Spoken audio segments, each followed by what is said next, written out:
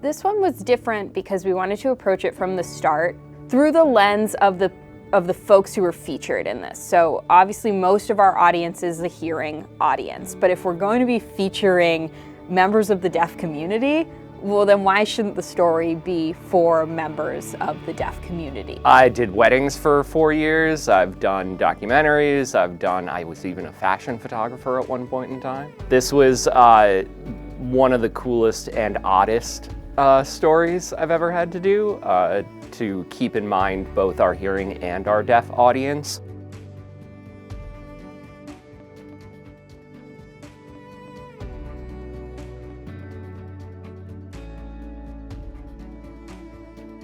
So the interesting thing was we had a script to read, and then he was signing next to us, and I was so compelled I wanted to look and then look back to see if I was, doing the same time as he was.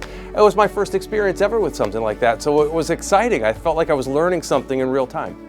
Shout out to Jason.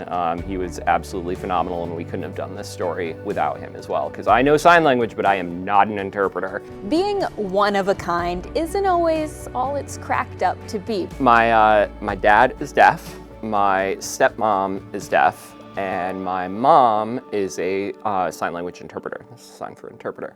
What makes this even more special is that my fiance is also the person who got to be behind the camera. I wanted to kind of convey to the audience, for even a fraction of a second, what it's like to be deaf. One of the other things which I thought was spectacular with the story is the way Brian edited it. So there was one point where there was just a little bit, it was muffled audio.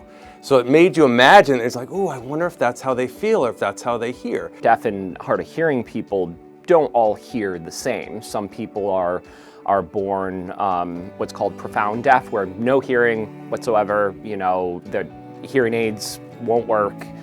Some people have 50% hearing, some people have 80% hearing. It's a spectrum. We start leading up, you hear, like you said, you hear the sounds of the pom-poms and the cheerings and the feet pounding against the court, and then you hear this like tinny noise, and it's like the tinnitus ringing sound, and then it fades out and it's a little muffled, and then there's the silence.